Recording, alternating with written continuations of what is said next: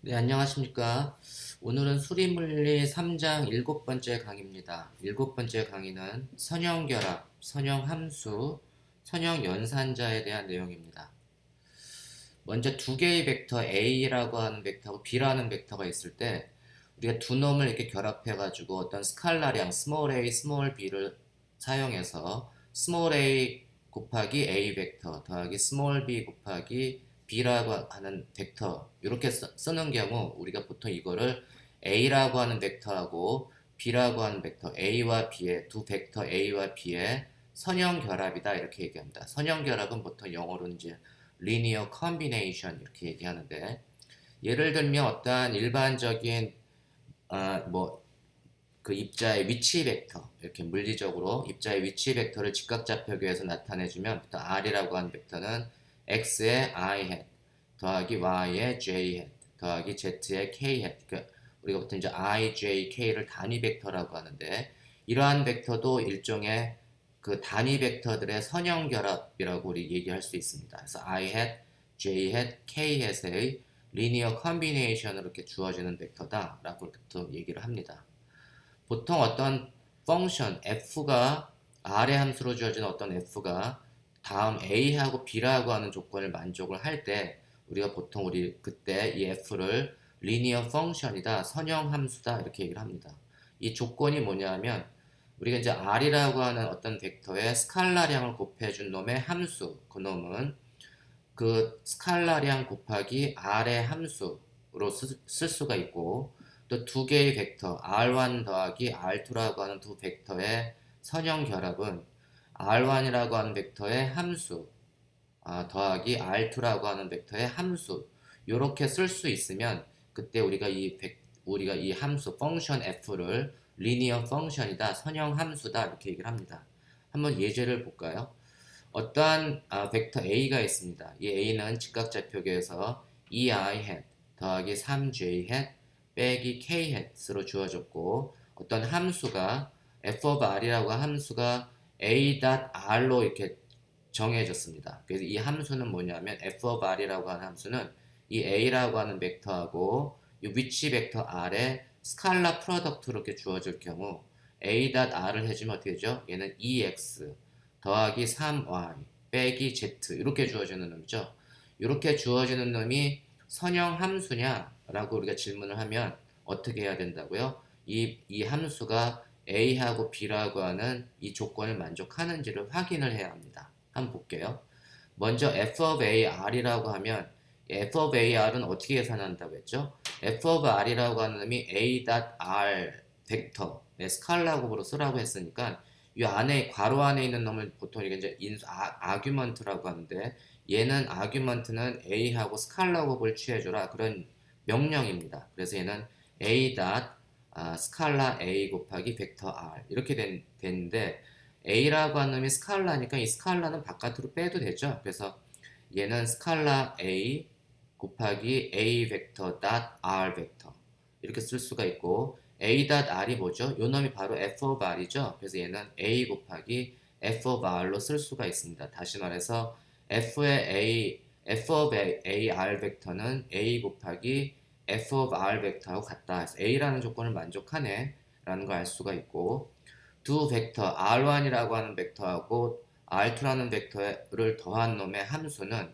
a.r1 더하기 r2 벡터로 써라 이런 얘기니까 얘는 뭐냐면 a.r1 분배 법칙을 써주면 a.r1 더하기 a.r2 이렇게 쓸 수가 있으니까 첫 번째 놈은 f of r1에 해당되는 펑션이고 두 번째 놈은 f of r2에 해당되는 펑션이니까 요것도 b라고 하는 조건을 만족하는 이 함수가 a하고 b를 다 만족하니까 이 f of r이라고 하는 2x 더하기 3y 빼기 z라고 하는 놈은 우리가 리니어 펑션이구나 라는 걸 알 수가 있습니다. 이해하셨나요? 이게 두 번째 이그젬플 한번 볼게요. 두 번째 이그젬플은 뭐냐면 f of x가 mx 더하기 b로 주어지는 경우 이때 b는 상수지만 0이 아닌 상수로 주어지는 경우 이놈이 이 f of x, mx 더하기 b라는 놈이 선형이냐 리니어 펑션이냐 이렇게 질문을 하면 이것도 다시 A와 B를 만족하는지를 체크를 해봐야 되잖아요. 그래서 예를 들면 이 함수 x에다가 어떤 a라고 하는 스칼라량을 곱해준 놈의 함수는 어떻게 쓰냐 하면 이 x 자리에 ax가 들어가면 돼요. 그래서 얘는 m 곱하기 ax 더하기 b 이렇게 써라 이런 의미고, 반면에 우리가 a 곱하기 f of x는 뭐냐면 a 곱하기 그 함수 f of x를 곱해주는 거니까 두 식을 비교해서 같으면 a라는 조건을 만족을 하는 거잖아요. 만족하나요? 두 식이 같은가요? 이 x에 대한 이 개수는 am으로 같지만 이 상수항을 보면 왼쪽의 상수항은 b가 되고 a 곱하기 f of x의 상수항은 그냥 b가 아니라 a 곱하기 b가 되는 거죠. 그래서 f of ax하고 a 곱하기 f of x는 상수가 달라요. 그래서 두 식은 같지가 않습니다. 그래서 이미 첫 번째 식을 만족하지 않기 때문에 얘는 f of x는 우리가 리니어가 아니다 이렇게 보통 얘기를 합니다. 두 번째 조건을 한번 볼게요. 두 번째는 x1 더하기 x2의 함수는 m 곱하기 그 아규먼트로 곱해주고 b를 더해줘라 이런 얘기인데, 반면에 우리가 f of x1 더하기 f of x2는 뭐냐 하면 얘는 mx1 더하기 b 더하기 mx2 더하기 b 이렇게 계산하라 이런 얘기잖아요. 이 두 식이 같은가요? 두 식이 다르죠. 왼쪽은 상수항이 b가 있지만 여기 첫 번째 거 좀 정리를 해보면 이렇게 되는 거죠. 뭐 m 곱하기 x1 더하기 x2 더하기 상수는 2b. 그래서 당연히 상수항이 다르잖아요. 그래서 a하고 b를 다 만족하지 않습니다. 둘 중에 하나만이라도 만족하지 않으면 이 함수는 선형이 아닙니다. 보통 우리가 얘기할 때는 이놈은 이제 x에 대한 1차 함수다라고 얘기는 하지만 이놈이 리니어냐라고 하면 1차 함수는 보통 그러니까 선형이다라는 말을 보편적으로는 쓰고 있지만 엄밀하게 우리가 리니어 펑션이냐라고 하면 얘는 리니어 펑션이 아닙니다. 리니어 펑션이 되려면 예를 들면 b가 0이면 돼요. b가 0이면 되죠. 그래서 리니어 펑션은 뭐냐면 x, y, z 원점에서 모든 함수가 0이 되는 경우에는, 그런 경우에는 우리가 보통 리니어 펑션이다 라고 얘기하지만, 이렇게 우리가 이제 y 절편 같은 것들이 그 0이 아닌 절편이 살아있으면 그런 놈들은 이제 리니어 펑션이다 라고 얘기하지 않습니다. 그래서 얘는 리니어가 아니구나, 선형 함수가 아니네 라는 걸 알 수가 있습니다.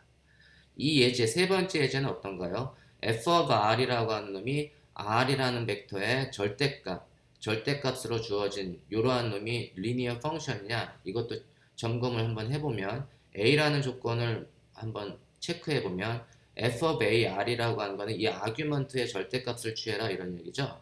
그래서 얘는 f of a r은 a 곱하기 r을 절대값을 취해준 건데, 얘가 a 곱하기 r하고 같은가요? a 곱하기 f of r이라는 얘기는 a 곱하기 r 벡터의 절대값을 취한 놈이잖아요. 두 식이 같은가요? 이놈은 a가 음수면 다르죠? 그러니까 이놈은 일반적으로 같지 않습니다. 그래서 얘는 이미 첫 번째 조건을 만족하지 않기 때문에 리니어 펑션이 아닙니다. 당연히 두 번째 조건도 만족하지 않을 거예요. 그래서 f of r1 더하기 r2라는 놈은 이 r1하고 r2라는 놈의 아규먼트의 절대값을 취해라 이런 얘기고, r1 더하기 r2의 절대값은 r1의 절대값 더하기 r2의 절대값 이렇게 안 쓰죠. 이 r1의 절대값이 바로 f of r1이고 r2의 절대값이 f of r2니까 이미 두 식은 서로 달라요. 그죠? 그래서 이놈도 선형 리니어 펑션이 아니구나, 어떤 펑션의 f of r을 절대값을 취해주면 그놈은 리니어 펑션이 아니구나 라는 걸 우리가 알 수가 있습니다. 마찬가지로 이제 우리가 벡터를 나타내 줄 때 f, 제가 굵은 글씨로 쓴 건 이제 벡터예요. 그래서 f라고 하는 벡터, 라지 f of r이 요 똑같은 두 조건 a하고 b라는 조건을 만족하면 이때 이 f라고 하는 놈은, 제가 이렇게 화살표로 벡터 표시를 안 하고 이제 굵은 색으로 한 거는 이제 벡터라고 생각을 하시면 됩니다. 이런 놈은 이제 리니어 벡터 펑션이다 이렇게 얘기를 합니다. 선형 벡터 함수. 예를 들면 f of r이라고 하는 벡터가 그 스칼라 b 곱하기 r 벡터로 주어지면 이 놈은 리니어인가요? 리니어. 하나만 체크를 해볼게요. a라는 거를 체크를 해보면 f of a r이라고 쓰면 얘는 어떻게 하는 거죠?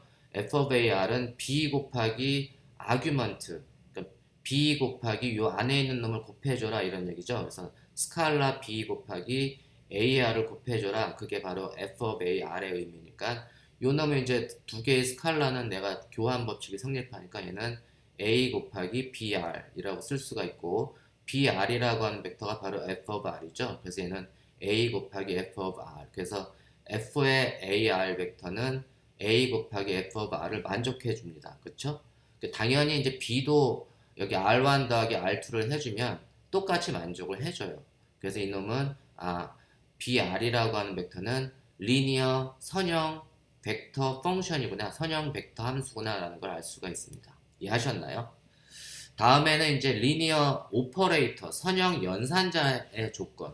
우리가 이제 리니어 오퍼레이터, 어떠한 연산자가 있어요. 우리가 그 연산자가 있는데, O라고 하는 의미의 연산자가 있는데, 이러한 연산자가 리니어냐, 선형인지 선형이 아닌지를 판단하는 거는 지금 앞선 거하고 똑같은 경우에 어떤 오퍼레이터가 있고, O라고 하는 오퍼레이터가 있고, 임의의 A하고 B가 있어요. A하고 B라고 하는 거는 우리가 넘버가 될 수도 있고 어떤 함수가 될 수도 있고 벡터가 될 수도 있습니다. 그러니까 for any, 그래서 A하고 B는 숫자, 넘버가 될 수도 있고 펑션이 될 수도 있고 벡터가 될 수도 있는데 어떤 A라고 하는 스칼라에다가 그 large A를 곱해준 놈에 대해서 O라고 하는 어떤 연산을 취했을 때 그 연산이 A 곱하기 O of A 요거 조건을 만족하고, 그리고 두 번째 A하고 B를 더한 다음에 어떤 O라고 하는 그 연산을 취했더니 그놈은 A에 대해서 O라고 하는 연산을 취한 놈 더하기 B에 대해서 O라고 하는 연산을 취한 놈의 합과 같다라는 걸 증명할 수 있으면 그 A하고 B라고 하는 놈을 만족을 하면, A하고 B라고 하는 놈을 O라고 하는 선형 연산자가 만족을 하면 O라고 하는 연산자가 만족을 하면 그 O라고 하는 연산자는 우리가 리니어다, 선형 연산자다 이렇게 얘기를 합니다. 요놈 리니어 그 오퍼레이터라고 하는 거는 이제 여러분들이 조금 생소할 텐데 이거는 이제 여러분들이 양자역학을 배우게 되면 많이 접하게 되는 문제입니다. 예제를 한번 볼게요. 어떠한 오퍼레이터가 있어요. O라고 하는 오퍼레이터는 X에 대한 미분 연산자입니다. 우리가 보통 이건 이제 X에 대한 디퍼런셜 오퍼레이터 이렇게 얘기하는데 O라고 하는 X에 대한 미분 연산자가 리니어냐, 이게 선형이냐라는 거를 우리가 확인을 하려면 이놈이 O라고 하는 놈이 A하고 B를 만족을 하는지를 우리가 알아야 됩니다. 이때 이제 얘가 X에 대한 선형 연산자로 주어졌기 때문에 우리가 이제 A하고 B라는 놈이 X의 함수, 펑션으로 우리가 주면 돼요. 예를 들면 그 A 대신에 f of x, A가 이제 이 경우 이제 함수가 되는 거죠. 그래서 A 곱하기 f of x의 O라고 하는 연산을 취하면 그놈은 이 아규먼트를 X에 대해서 미분해라, 그런 명령어입니다. 이해하셨나요? 그래서 O of A times f of x는 A times f of x를 x에 대해서 미분해라, 이런 명령어인데 a는 우리가 이제 스칼라량이니까 그냥 미분 바깥으로 빼낼 수가 있고, 그래서 얘는 a times d dx f of x가 되고, 이 f of x를 x에 대해서 미분해라, 그건 바로 O of f of x하고 같은 거죠. f of x를 에 대해서 그 O라고 하는 연산을 취하는 거는 이 f of x를 d에 대해서 미분해라, 이런 얘기니까 얘는 a times O의 O of f of x 이렇게 되니까 얘는 첫 번째 조건을 만족하는 거죠. 오퍼레이터의 a times 어떤 a는 small a times O of a, 첫 번째 조건을 만족을 하고, 그 다음에 두 번째 조건, 이때는 이제 a하고 b가 다 x의 함수로 주어지면 되니까 a를 f of x, 그 다음에 b를 g of x, 이렇게 A 자리에는 f of x, 그 다음에 b 자리에는 g of x에 대해서 두 놈을 더한 놈에 대해서 O라고 하는 연산을 취하면 O라고 하는 연산은 이 두 놈을 더한 놈을 x에 대해서 미분해라, 이런 얘기잖아요. 그러니까 이 얘기는, 얘는 뭐냐면 얘는 f를 x에 대해서 미분해주고 g를 x에 대해서 또 미분해주고 두 놈을 이렇게 나눠줄 수가 있으니까 얘는 O of f of x 더하기 O of g of x하고 같다. 그래서 이것도 요 지금 오퍼레이터는 A라고 하는 조건과 B라고 하는 조건을 다 만족함을 알 수가 있습니다. 그래서 우리가 이 X에 대한 미분 연산자를 우리가 리니어 오퍼레이터다 이렇게 얘기를 합니다. 이해하셨나요? 그래서 이놈은 리니어 오퍼레이터구나. 그러면 우리가 선형 변환에 대해서 그 두 개 그 어떠한 그 스몰 x하고 스몰 y, x하고 y의 리니어 컨비네이션이 라지 x를 주고 또 다른 리니어 컨비네이션이 라지 y를 주는 이게 연립 방정식, 2차 연립 방정식을 우리가 행렬로 나타내 주면 얘가 이제 왼쪽은 x, y의 컬럼으로 나타내 주고 그다음에 이제 a, b, c, d라고 하는 매트릭스 곱하기 스몰 x, 스몰 y의 컬럼 벡터 이렇게 행렬로 이렇게 나타내 줄 수 있는데 요 이제 라지 x, 라지 y로 묶어준 그 컬럼 벡터를 제가 라지 r로 쓰고 그 다음에 빨갛게 쓴 a, b, c, d라고 행렬을 제가 m이라고 쓸게요. 그리고 스몰 x, 스몰 y를 스몰 r 벡터 이렇게 나타내주면 이 얘기는 뭐냐면 일반적으로는 어떠한 2차원 평면상의 한 점 xy라고 하는 놈을 어떠한 변환을 통해서 m이라고 하는 변환을 통해서 라지 x, 라지 y로 바꿔주는 거잖아요. 그때 우리가 이제 이러한 변환을 우리가 이제 매핑이다 혹은 뭐 번역하면 본뜨기 이렇게 해석이 됐는데 매핑 혹은 트랜스포메이션 변환이다 이렇게 얘기합니다. 그래서 우리가 이때 이 m을 매핑 또는 트랜스포메이션이라고 얘기를 합니다. 우리가 이제 이러한 매핑을 나타내주는 놈은 보통 트랜스포메이션을 나타내주는 게 이제 행렬로 나타내주는데 이러한 매트릭스 오퍼레이터가 리니어냐 아니냐 이게 선형인지 아닌지 이 행렬도 이제 선형인지 아닌지 매핑이 혹은 트랜스포메이션이 선형인지 아닌지를 판단하는 조건은 앞선 경우하고 같습니다. 그래서 어떠한 행렬의 그러니까 a 곱하기 r이라는 벡터에 어떠한 행렬을 취했을 때 매핑을 취했을 때 그 매핑이 a 곱하기 mr로 주어지고 그 다음에 r1이라고 하는 벡터 더하기 r2라고 하는 벡터에 매핑을 취했더니 트랜스포메이션을 취했더니 그놈은 m의 r1 벡터 더하기 m의 r2 벡터로 쓸 수 있으면 그 매핑은 혹은 트랜스포메이션은 선형이다, 리니어다 이런 얘기입니다. 이해하셨나요? 한번 볼까요? 예제를.